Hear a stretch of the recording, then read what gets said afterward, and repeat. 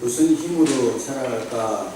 사람이라는 구조가 참 신기하다는 생각이 듭니다. 육신에 힘이 있고 정신이 멀쩡하면 바로 서 있을 수 있을 것 같은데, 육신이 멀쩡하고 정신이 멀쩡해도 갑자기 충격적인 소식을 듣거나 충격을 받으면 뭐라 그러지? 다리에 힘이 풀려서 털썩 주저앉는다. 그러니까 정신하고 힘으로만 사는 건 아닙니다.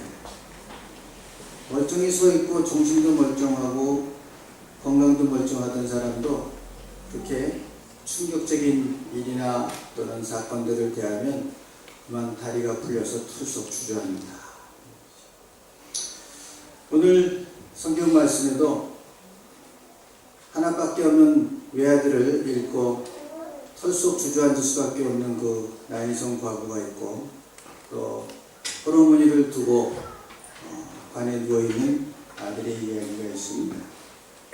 예수님께서 나인성에 갔던 그 시간은 이제 백부장의 사랑하는 종을 고치신 후에 나인성으로 가셨습니다.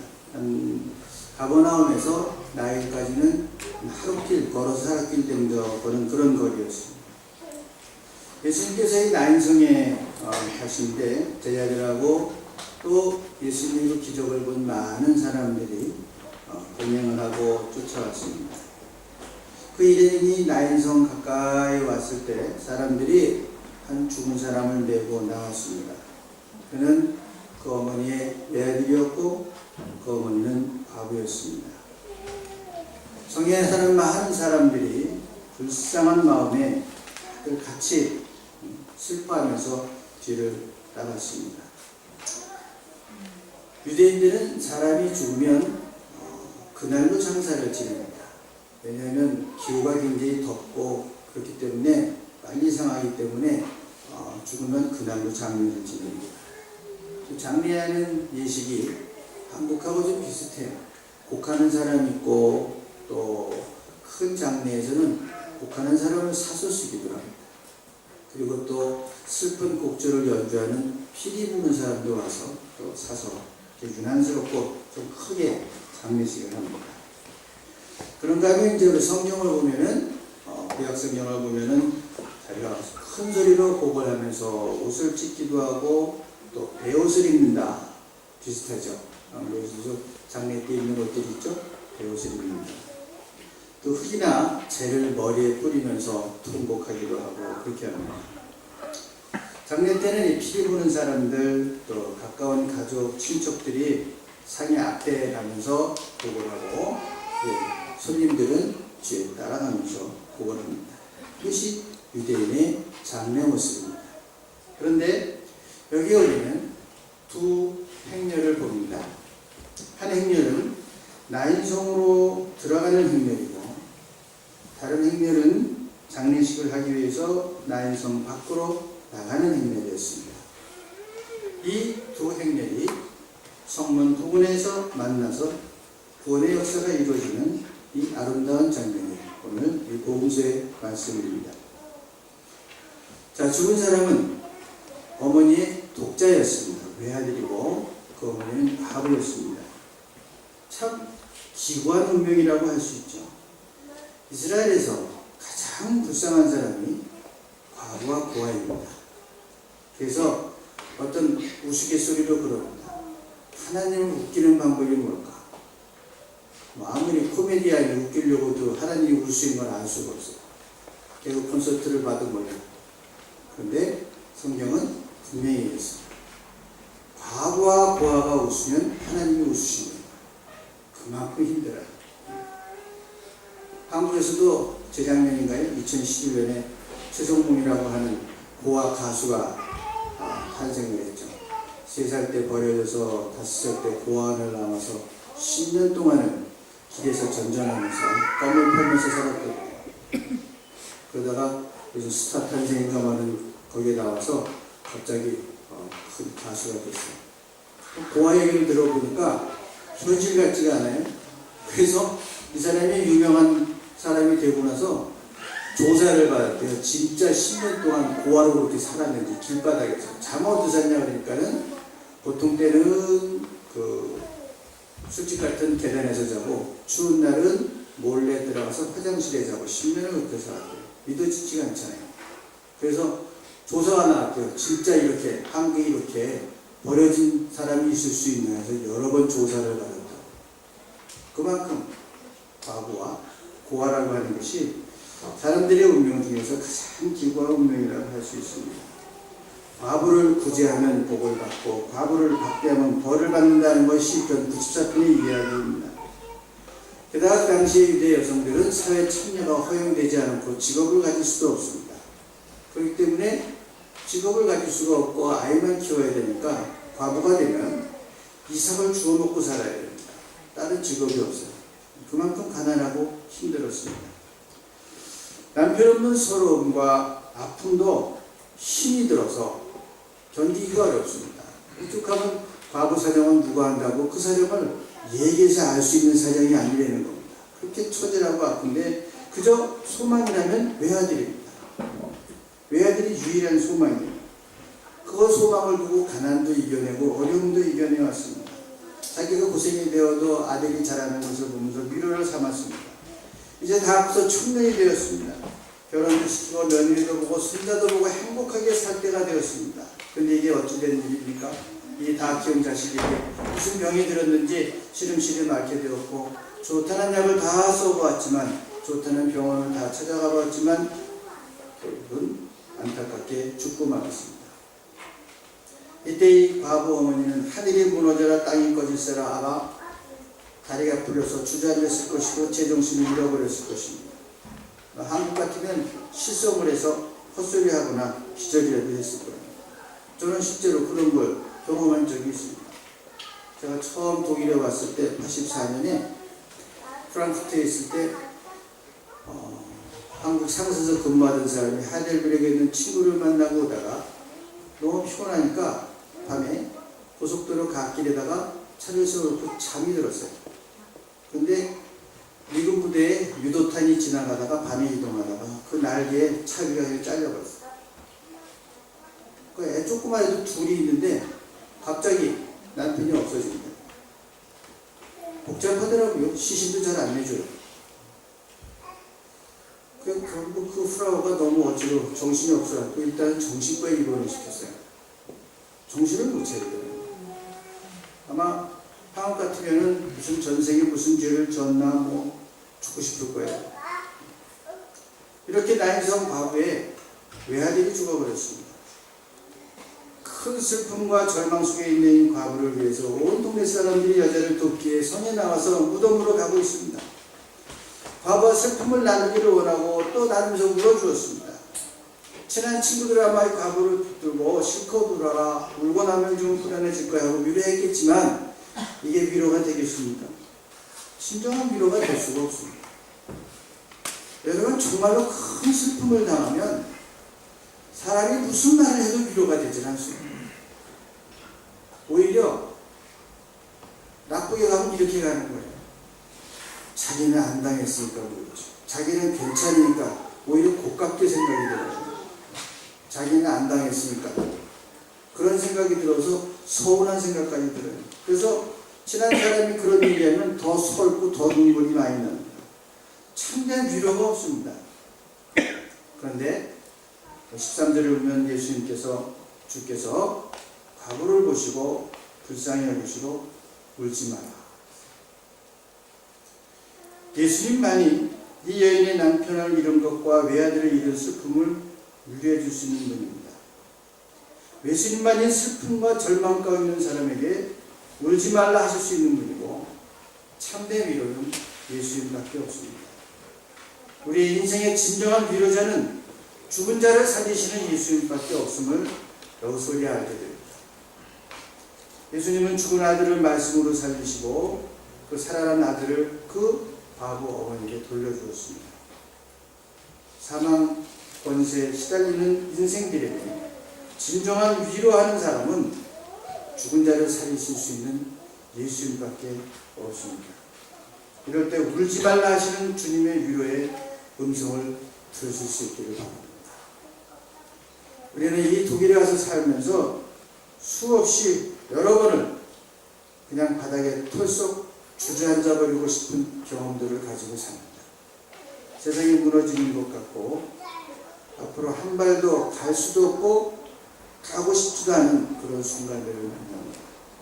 그때 큰 어려움과 슬픔을 당하면서 사람들로부터 위로를 받으려고 합니다. 그러나 위로의 주님을 만나기 전에는 참된 위로가 없습니다.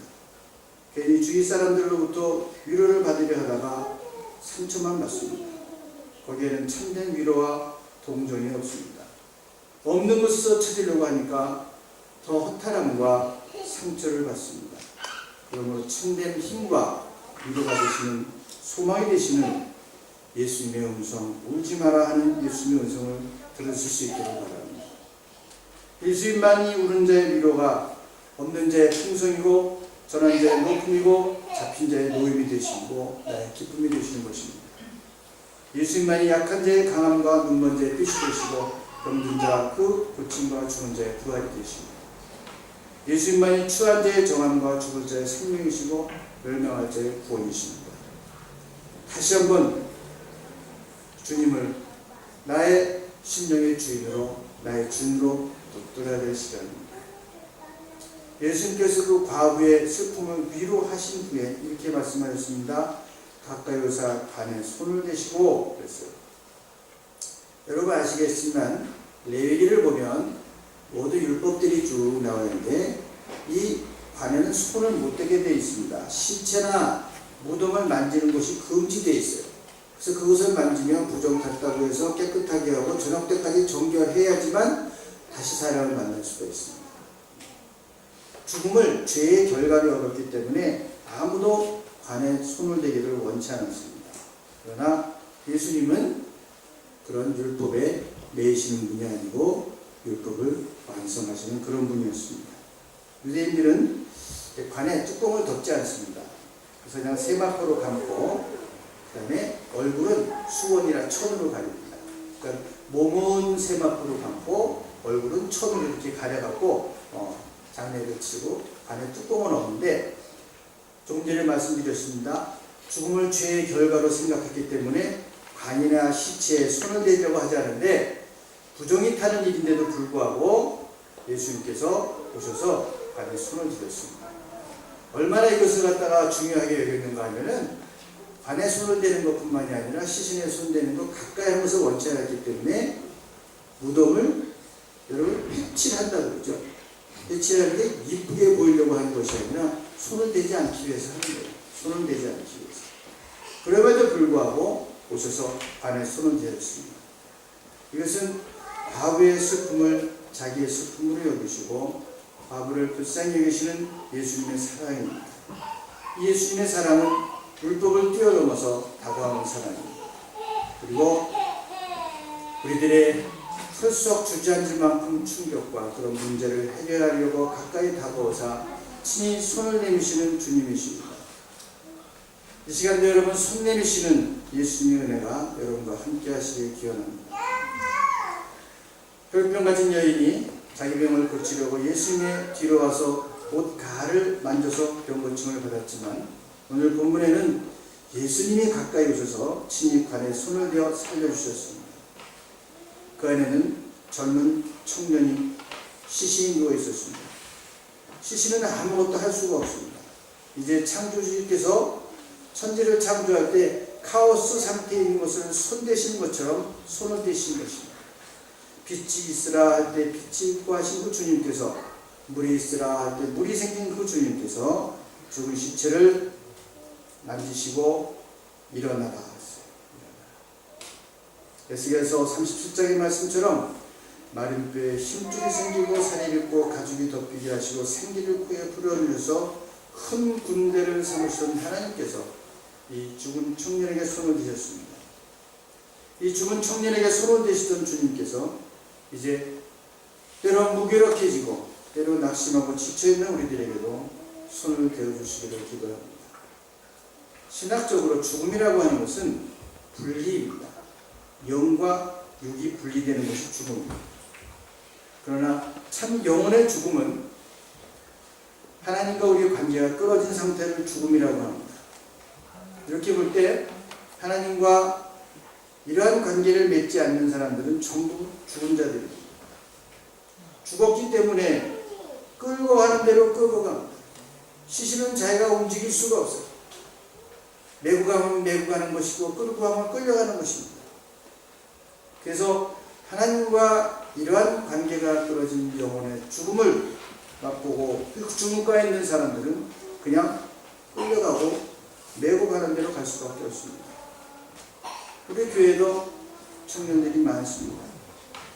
본능적인 정욕이 있고 혈기가 있고 불신이 있고 그러다 보니까 영혼이 죽으면 독주를 마시는 오만한 자리로 4명의 세력군들이 메고 가듯이 죄의 자리로 그냥 끌려갑니다. 쾌락과 교만, 고집과 사악한 곳으로 죄악이 요구하는 대로 메고 갑니다. 이렇게 속절없이 상력군의 손에 매어서 가듯이 그렇게 가는 우리 영혼들이 되지 않기를 바랍니다. 그런데 그렇게 끌려갈 수밖에 없는 그 상의 손을 대서 멈추어 서게 하시던 예수님께서 나 자신도 모르게 어쩔 수 없이 끌려가고 죽음의 구덩이로 가는 너와 또 여러분에게 예수님이 손을 대는 놀라운 역사가 있기를 바랍니다. 예수님이 상의에 손을 대시니까 장미 한 일이 멈춰서듯이 멈춰 세우시고 살려 돌려보내시는 역사가 우리에게 함께하기를 바랍니다. 지쳐 있습니까? 계획하던 대로 되지 않습니까? 생각한 대로 이루어지지 않습니까? 생각해보니까 참 너무 허망합니까? 진짜 세상 말로 믿을 건 하나도 없습니까? 되는 일 하나도 없습니까? 이러면서 세상을 원망하고 주저앉아서 영원히 하나님으로 끌어진 그런 죽음의 상태가 되었을 때 주님께서 상례를 멈추시고 청년을 이루어주시는 역사가 우리 가운데 있기를 바랍니다. 작년에 한국에서 아주 크게 히트한 영화가 그 레미제라블이라고 합니다. 빅토르 위고라고 하는 유명한 작가가 이 레미제라블이라는 작품을 지었습니다. 이 사람이 한때 심한 주색과 타락한 생활에 빠져서 아주 허랑방탕한 삶을 살았습니다. 온 가정이 금신거리가 되었습니다. 부모님이 걱정하는 게 아니라 자식이 걱정하는 아버지가 되었습니다. 그래서 딸이 아빠 그러지 마시고 제발 돌아오시라고. 그래도 말을 듣지 않았습니다. 1841년 어느 여름날 그의 사랑하는 딸 레오폴디누 위고는 아버지의 그 방탕한 삶을 보다 못해서 유서를 썼습니다. 단 한 줄이에요. 하나님의 품으로 돌아오세요. 하는 유서를 써놓고 강물에 뛰어들었습니다. 빅토르 위고는 사랑하는 딸의 죽음과 유서 앞에서 통곡하며 회개했습니다. 나의 타락한 삶이 나의 딸을 죽였다. 내가 이제 하나님의 품으로 내가 돌아가야 돼. 그날 이후로 그는 완전히 새 사람이 되었습니다. 마치 관에 녹아든 청년이 일어나는 것처럼 그를 세우신 예수님의 손을 만나면서 새로운 사람이 되었습니다. 그래서 후생국에 들어가서 가난한 사람을 돌보면서 프랑스 국민들로부터 가장 존경받는 인물 가운데 한 사람이 되었습니다. 그 후에 그는 무정이라든가 여러 명작 작품을 쓰게 되었습니다. 그야말로 가장 방탕한 삶을 살다가 가장 존경받는 인물로 바뀐 그 이유는 예수님의 손길이고 사랑이었습니다. 저는 이렇게 고백합니다. 하나님을 만난 순간부터 인생관이 달라졌다. 이 진리는 사랑하는 딸의 생명을 주고 산 것이다. 딸의 죽음 앞에서 빅토르 위고는 주님을 만나고 새로운 삶을 살게 되었습니다. 죽음 앞에서 누구나 절망합니다. 그러나 그 절망적인 상황이라 할지라도 예수님을 만나면 절망이 변해서 희망이 되는 것입니다. 청년아 일어나라. 예수님께서 일어나라 말씀하셨습니다. 신약성경에서 예수님께서 죽었던 사람을 살린 예는 3가지가 있습니다. 첫 번째는 야이로의 딸을 살리시고 나인성 과부의 외아들을 살리시고 요한복음 11장에는 나사로를 살렸습니다. 3번 죽은 자를 살리신 사건이 있습니다. 야이로의 사건은 죽은 즉시 살리셨고 나인성 과부 외아들은 장례 도중에 살리셨고 나사로 경우는 나흘 만에 살려주셨습니다. 재미있어요? 또 야이로의 딸은 어린아이였고 나인성 과부의 아들은 청년이었고 나사로는 장년이었습니다. 그리고 골목을 다 했습니다. 예수님이 오늘 본문에서 어떻게 살려주셨습니까? 청년아, 내가 너에게 명하노니 일어나라. 예수님께서 청년이라는 사실을 강조했어요. 할아버지가 관속에 누워있으면 그러려면 살 만큼 살았습니다. 그렇게 생각할 수 있죠. 별로 이상하지 않습니다. 하지만 한참 일할 때 무기력하게 청년이 관속에 누워있는 것은 대단히 뭔가 부자연스러운 것입니다. 청년의 때는 힘이 넘치고 생명력 있고 용기가 있습니다. 그런데 힘차게 일하고 성장해야 할 청년이 관속에 누워있습니다. 전도서 10장 1절은 말씀하십니다. 너는 청년의 때 곧 건고한 날에 이르기 전 나는 아무 낙이 없다고 할 때가 가깝기 전에 너의 창조자를 기억하라 했습니다. 이는 청년의 때 주의를 하고 주의 말씀을 배우고 듣고 익히라고 하는 그런 얘기입니다. 일할 때 일해야 되고 배울 때 배워야 됩니다. 오늘날에도 살아있지만 관속에 누워있는 청년과 같은 사람들이 많이 있습니다. 이런저런 이유가 있겠지만 하다 지쳐서 관속에 누워있는 사람도 있고 하다가 충격 때문에 다리에 힘이 풀려서 주저앉아 있는 사람도 있습니다. 기독교의 죽음이란 하나님과 관계가 끊어진 상태를 죽음의 상태라고 합니다.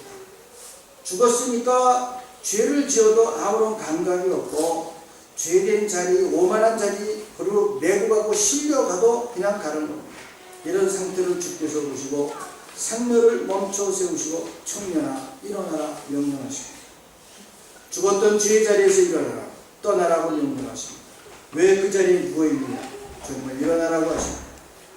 여러분, 운명의 단속에 누워있는 사람 한숨만 쉽니다. 어떤 분은 허무주의의 관속에 들어누워서 한숨만 쉽니다. 어떤 사람은 열등의식의 관속에 들어누워서 무기력하게 나는 못해 하고 있습니다. 이런 자들을 향해서 주님은 일어나라 하고 말씀하십니다. 여러분, 이 외아들이 일어나면 누가 제일 좋아합니까? 그 과거였던 어머님이 세상을 다 가진 것처럼 좋아합니다. 이 아들 하나만 보고 살았는데 죄인 자리와 절망의 자리에서 툴툴 털고 이러면 얼마나 좋겠습니까? 주님은 절망을 주는 자리에서 툴툴 털고 일어나라 하고 명령하십니다. 사랑하는 성도님, 예수님이 나의 성을 어떻게 찾으셨습니까? 우연은 아닙니다. 주님의 일방적인 계획이었습니다. 낙심하고 무기력하고 아무것도 할 수 없다고 드러누있는 나를 살리기 위해서 나 인생에 들어오셨고 아무것도 할 수 없는 나에게 손을 대십니다. 말씀을 주십니다. 일어나라. 사랑하는 여러분, 이 말씀을 영접하고 일어나십시다. 힘들고 어려워도 때로는 낙심되고 앞이 안 보여도 그분이 일어나라 하시는 그 말씀을 따라 일어나시는 여러분 되시기를 바랍니다. 이제 새 학기를 시작하고 가을이 시작되었습니다.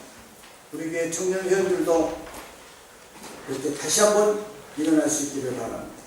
여러분의 일하는 자리에서, 여러분의 학업의 자리에서, 여러분의 신앙의 자리에서, 여기 삶의 자리에서 일어나는 여러분들이 되시기를 바랍니다. 청년아 내가 이르노니 일어나라. 주의 음성을 듣고 지금 누워있는 죄의 자리와 절망의 자리를 떠나서 주님의 자리로 일어서기를 바랍니다. 열심히 교회 생활하시고요. 화요일날 기도에 신어서 기도하시고 다시 한번 내 영혼이 소생기 위해서 간절한 마음으로 붙들 수 있기를 바랍니다. 그분께서 이제 우리의 관과 같이 죽어가는 행렬을 멈추시고 나에게 손을 대시고 일어나라 명하십니다. 주님과 함께 일어나 빛을 발하는 여러분들 되시기를 주의 이름으로 간절히 축원합니다. 기도하시겠습니다. 자비하신 아버지 하나님, 허무의 관 속에, 낙심의 관 속에, 운명의 관 속에, 좌절의 관 속에, 열등의 관 속에 누워있는 저희들을 멈춰 세우시고 일어나라 불러주시니 감사합니다. 주님, 우리를 붙드시고 일어나라 불러주셨사오니 주님, 저희들이 이 자리를 털고 일어날 수 있기를 원합니다. 약속하신 성령 우리의 심령 가운데 와주셔서 우리의 마음을 뜨겁게 하여 주옵시고 성령의 은사로 채워주시고 주님 손 붙들고 일어나는 귀한 성도들 되게 하여 주시옵소서.